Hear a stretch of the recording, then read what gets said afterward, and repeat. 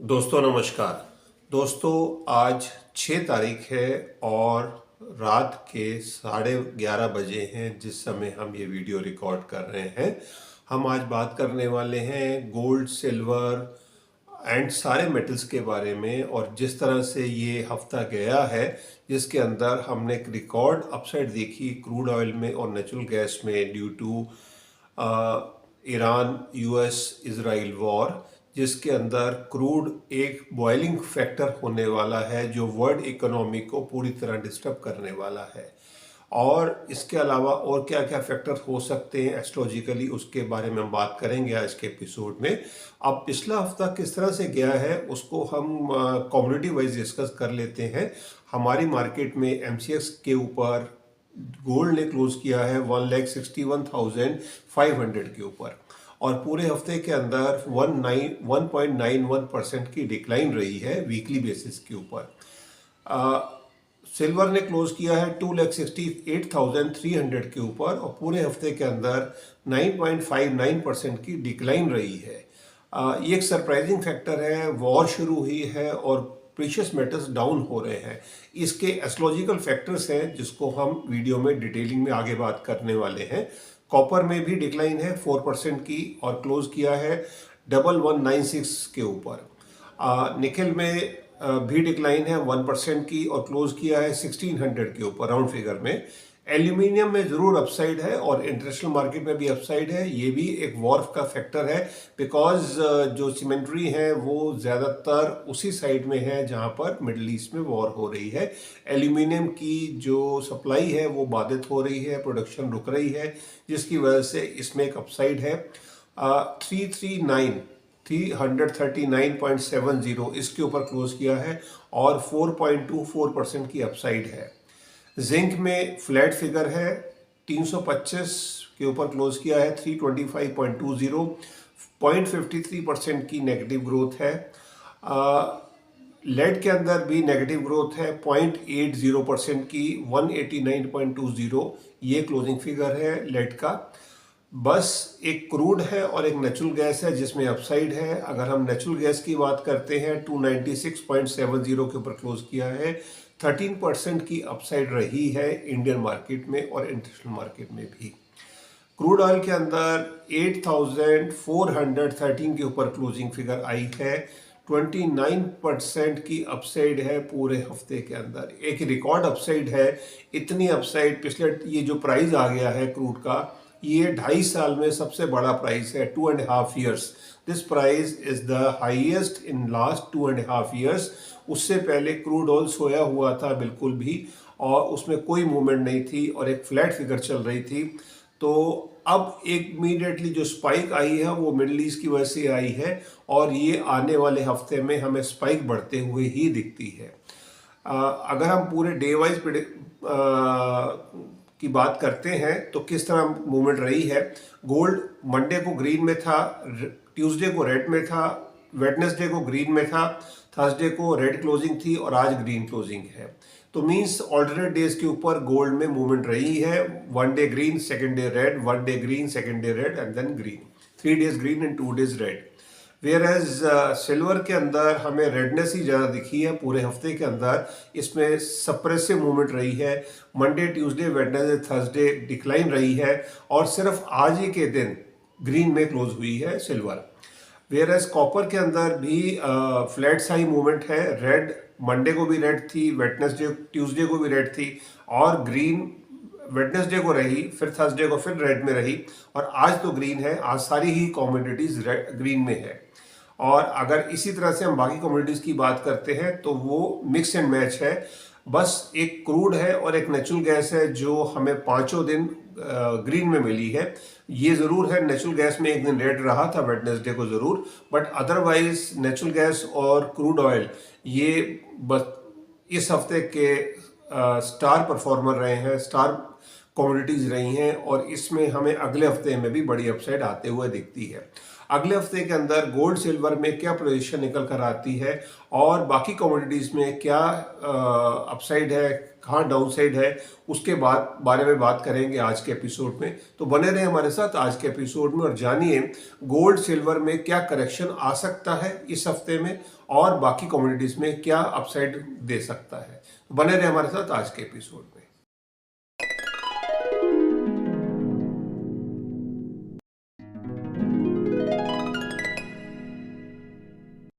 दोस्तों, हमने 25 फरवरी को एक वीडियो डाला था, mercury retrograde final warning about crash in all commodities, financial market, equity market, crypto.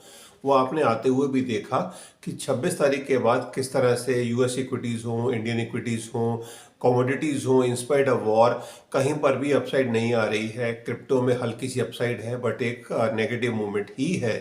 But अब ये हफ्ता क्या बता रहा है और इसके एस्ट्रोलॉजिकल रीजंस क्या हैं जो भी ये डाउनसाइड आई है, उसके बारे में बात करेंगे। बट उससे पहले डिस्क्लेमर है, वो बताना ज़रूरी है कि मैं सेबी रजिस्टर्ड फाइनेंशियल एडवाइज़र नहीं हूँ और आप जो भी प्रेडिक्शन सुनने जा रहे हैं ये सब एस्ट्रोलॉजी बेस्ड रिसर्च है और मेरी अपनी रिसर्च है जिसको मैं आपके साथ शेयर कर रहा हूँ। ये जो हम आज प्रेडिक्शन देने वाले हैं इनको अगर आप ट्रेड करते हैं तो आप अपने फाइनेंशियल एडवाइज़र की राय ज़रूर ले लें, बिकॉज ट्रेड लेने में आपको प्रॉफिट भी हो सकता है, लॉस भी हो सकता है। दोनों ही सूरत में प्रॉफिट भी आप ही का रहेगा, लॉस भी आप ही का रहेगा। उसका मेरा या मेरे चैनल से कुछ भी लेना देना नहीं है। ये सब क्लियर करते हुए आप देखें, प्रेडिक्शन को सोचें, समझें और अपने फाइनेंशियल एडवाइज़र की राय लेकर ही आप ट्रेड करें। चलिए, ये हमारी डिस्क्लेमर क्लॉज थी जो बताना ज़रूरी है एज पर सेबी गाइडलाइंस। अब हम आगे बढ़ते हैं वीडियो में और हम बात करते हैं जो एस्ट्रोलॉजिकल कॉम्बिनेशन क्या बने हुए हैं जिसकी वजह से एक वॉर एग्रीवेट हुई और सारी मार्केट्स में एक क्रैश आ रहा है। पूरे ग्लोब में एक डाउनसाइड आ रही है। ये जो भी प्रेडिक्शंस है वो बिल्कुल एस्ट्रोलॉजी बेस्ड है और हमारा जो बेसिस है ये सारी प्रेडिक्शन को देने का वो है कि मरकरी का रेट्रोग्रेशन। मरकरी रेट्रोगेट जब से हुए 26 फरवरी में, हमने 25 तारीख को शाम को 7 बजे एक एपिसोड दिया था और हमने उसमें बिल्कुल क्लियर बता दिया था कि सारी मार्केट में एक अर्थक्वेक्स आएगा फाइनेंशियल मार्केट में। आप उसको रीवैलिडेट भी कर सकते हैं कमेंट बॉक्स में मेंशन करके कि क्या आपने वो वीडियो देखा था और आप उससे चीज़ों को कोरिलेट कर पा रहे हैं या नहीं कर पा रहे हैं। इस बात को लेकर कई एस्ट्रोलॉजिस्ट ने हमारा मजाक भी उड़ाया था कि मरकरी तो हर साल में 3 बार रेट्रो होते ही रहते हैं, क्या फ़र्क पड़ता है। बट नहीं, इस बार फ़र्क ये है कि कुछ कॉम्बिनेशन और बने हुए हैं जिनकी वजह से ये डिक्लाइन बिल्कुल आना ही था और ये अभी डिक्लाइन 20 से 30% ही आपने देखा है, अभी 70% पिक्चर बाकी है। अभी आप और बड़ा डिक्लाइन देखने वाले हैं अगले 2 हफ्तों में और इस हफ्ते में आपको एक बिल्कुल आई ओपनर वाला वीक होने वाला है ये वाला। अब अगर हम मरकरी का जो पीरियड है रेट्रो का वो 26 फरवरी से लेकर 21 मार्च तक चलने वाला है और आज हम 6 मार्च में खड़े हैं और ये हफ्ते के अंदर हमें और कई कॉम्बिनेशन नेगेटिव मिलने वाले हैं जो हम आप आगे बात कर रहे हैं। अगला कॉम्बिनेशन जो नेगेटिव है वो है वीनस का कंजक्ट होना सैटर्न के साथ, वो भी मीन राशि में। मीन राशि वीनस के लिए उच्च की राशि होती है बट वो शनिदेव के साथ जब कंजक्ट होते हैं तो वो नेगेटिव प्रभाव देते हैं सारी मार्केट्स में, इक्विटी मार्केट में और कमोडिटी मार्केट में भी।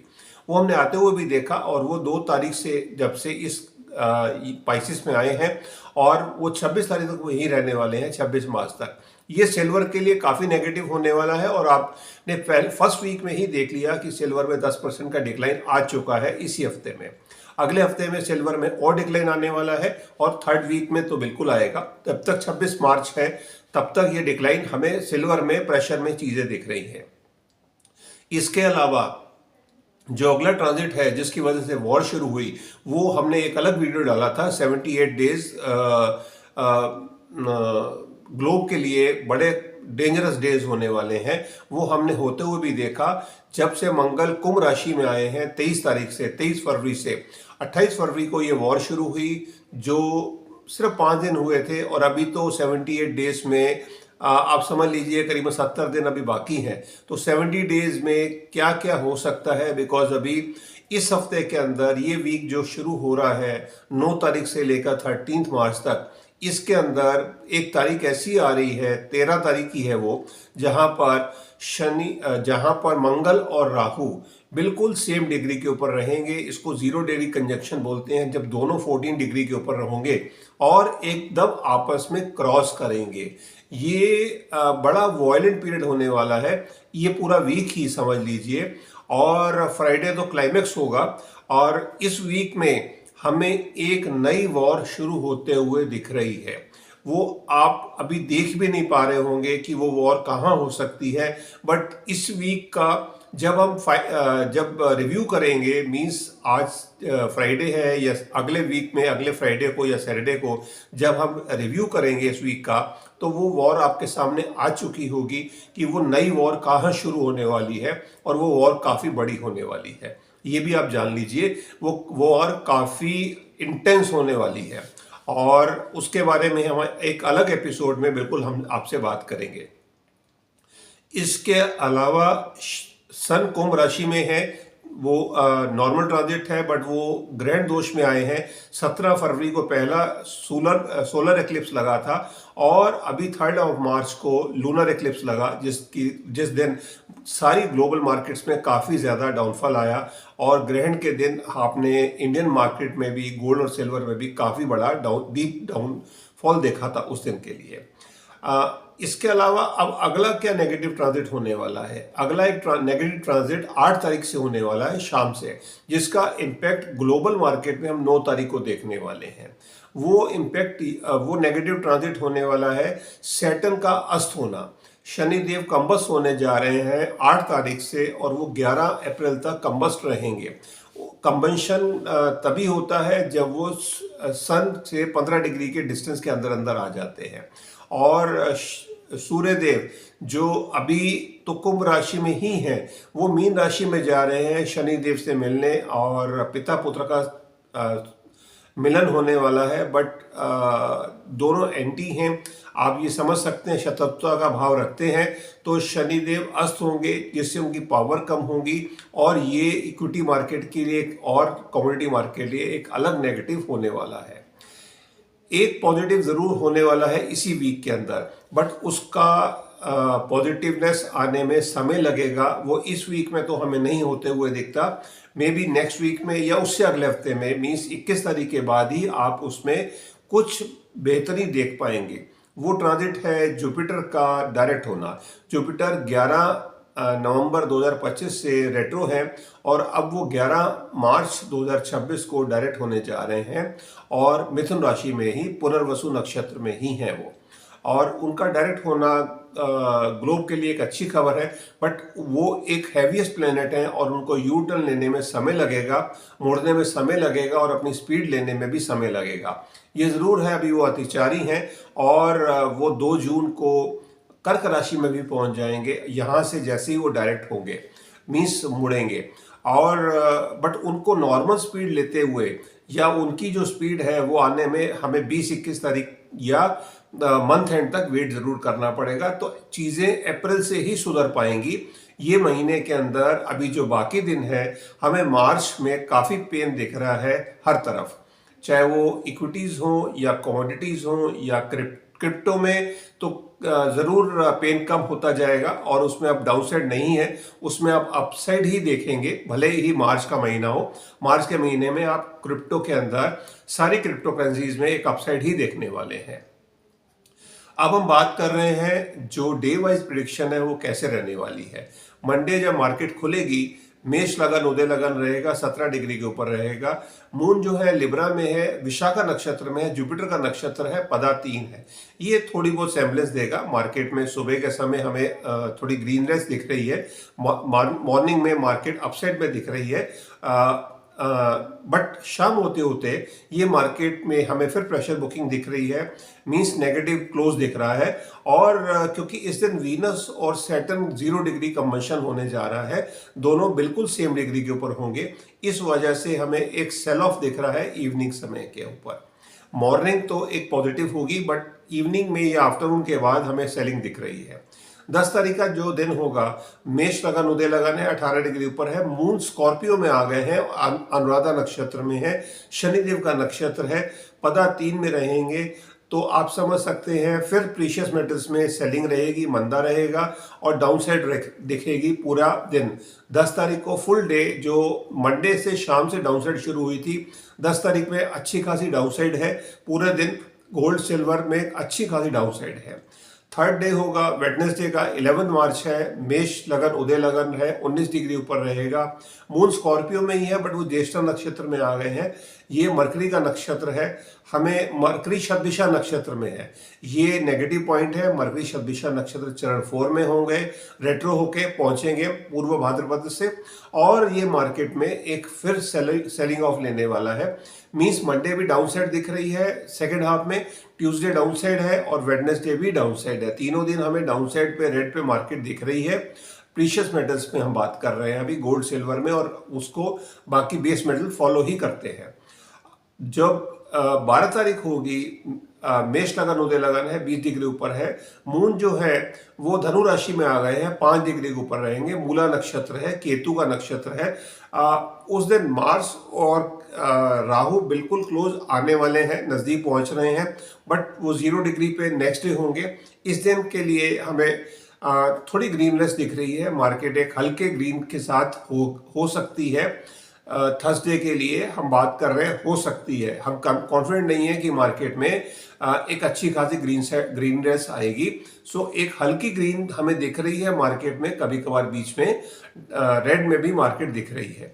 फ्राइडे का जो मार्केट होगी 13 मार्च, मेष लगन उदय लगन है, 21 डिग्री ऊपर है। मून जो है धनु राशि में ही है, 17 डिग्री ऊपर है, बट पूर्वाषाढ़ा नक्षत्र में आ गए हैं, वीनस का नक्षत्र है।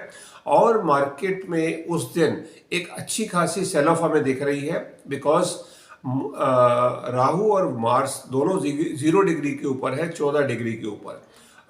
तो ये जो कंजक्शन है, ये वर्ल्ड में एक नई वॉर को शुरुआत देने वाला दिन होगा। आप इसको ऐसा समझ सकते हैं फ्राइडे, और जब हम सैटरडे को या फ्राइडे नाइट में ही या सैटरडे को हम बात करेंगे, मैं फ्राइडे को अवेलेबल नहीं हूं, तो इसका मतलब हम सैटरडे को ही बात कर पाएंगे। और सैटरडे को हमें क्लैरिटी होगी कि वो वॉर कहाँ शुरू हुई है, और इसके बारे में हम एक अलग से एपिसोड बिल्कुल लेकर आएंगे कि वो वॉर हमें कहाँ पर होते हुए दिख रही है और किन 2 कंट्रीज में। और ये काफ़ी बड़ी इंटेंस वॉर होने वाली है और पूरे वर्ल्ड की का ध्यान खींचने वाली वॉर होगी। तो ये हमारी प्रिडिक्शंस हैं इस हफ्ते के लिए। हमें मार्केट प्रेशर में दिख रही है, मार्केट में एक सेलिंग दिख रही है, और ये सेलिंग पूरे हफ्ते जारी रहेगी। हो सकता है अगले हफ्ते में भी हो। अगले हफ्ते की प्रिडिक्शन हम नेक्स्ट वीक में करेंगे इस हफ्ते के रिजल्ट्स देखने के बाद। बट इस हफ्ते के अंदर हमें ठीक ठाक सेलिंग दिख रही है, गोल्ड में भी, सिल्वर में भी, और सारे बेस मेटल्स पे। ये इस हफ्ते की जो सेलिंग आई है उससे हमें ज़्यादा वॉल्यूम दिख रहा है, मींस डीप करेक्शन दिख रहा है, जिसको एक मिनी क्रैश आप मान सकते हैं। और ये क्रैश ऑनगोइंग रहेगा। अगले हफ्ते में भी हमें डाउनसाइड ही दिखेगी, बट वो कितनी होगी डाउनसाइड, वो इस हफ्ते के रिजल्ट के साथ हम मैच कर पाएंगे। चलिए, आज के एपिसोड में इतना ही। उम्मीद करते हैं आज के एपिसोड से आपको वैल्यू एडिशन मिलेगी और आपको ट्रेड लेने में आसानी होगी। ये फिर से डिस्क्लेमर क्लॉज है, वो बताना जरूरी है कि आप ट्रेड लेने से पहले अपने फाइनेंशियल एडवाइजर की राय जरूर ले लें, बिकॉज ट्रेड लेने में आपको प्रॉफिट भी हो सकता है, लॉस भी हो सकता है। इसके अलावा स्क्रीन के ऊपर आपको एक नंबर आ रहा है। अगर आप हमारे चैनल पर नए आए हैं, फर्स्ट टाइमर व्यूअर हैं, तो हम अपने चैनल के आए हुए सारे व्यूअर्स के लिए, सब्सक्राइबर्स के लिए एक फैसिलिटी प्रोवाइड कर रहे हैं कि जिसमें आप अपने बारे में जान सकते हैं, समझ सकते हैं कि आपका होरोस्कोप क्या कहता है, आपका बर्थ चार्ट क्या कहता है। ये फ्री ऑफ कॉस्ट एडवाइस रहती है। इसको बेसिकली हम फाइनेंशियल एडवाइस के साथ देखते हैं, और इसमें हम ये बता सकते हैं कि आपके लिए कौन सी कमोडिटी ज़्यादा अच्छी है, गोल्ड सिल्वर अच्छा है, कॉपर अच्छा है, या कोई और क्रूड ऑयल अच्छा है आज की तारीख में, या नेचुरल गैस, या आपके लिए इक्विटी मार्केट अच्छी है। और अगर आपके लिए जो भी मार्केट है, जो भी प्रोडक्ट है, वो किस तरह से आप काम करें, उसमें आपको प्रॉफिट हो सकता है। बिकॉज राहु की पोजीशन हमें जरूर देखनी होती है, मरकरी की पोजीशन शॉर्ट टर्म ट्रेड के लिए, और जुपिटर की पोजीशन लॉन्ग टर्म ट्रेड के लिए कि आपके हॉरोस्कोप में प्लैनेटरी मूवमेंट किस तरह से है, कौन से डिग्री में है, कौन से नक्षत्र में है और कितनी पावर के साथ है, जिसकी वजह से आपको एक किस ट्रेड में एक अच्छा प्रॉफिट हो सकता है और आप उसी ट्रेड में काम करें। ये हम एस्ट्रोलॉजिकल गाइडेंस हम आपको फ्री ऑफ कॉस्ट प्रोवाइड करते हैं और अगर आप ये लेना चाहते हैं तो आपको अपनी बर्थ डिटेल भेजनी होगी और उसके लिए 15 से 20 दिन का या अप टू 1 मंथ का वेटिंग पीरियड भी रहेगा, जिसको आपको ध्यान देना होगा। और जैसे ही आपकी हॉरोस्कोप रेडी होगी हम आपको बिल्कुल इंटीमेट करेंगे और आप हमारे साथ 15 मिनट के लिए गाइडेंस के लिए जुड़ सकते हैं सेशन के लिए। चलिए आज के एपिसोड में इतना ही। अब मैं अपनी वार्निंग को विराम देता हूं। धन्यवाद। भारत माता की जय। जय हिंद।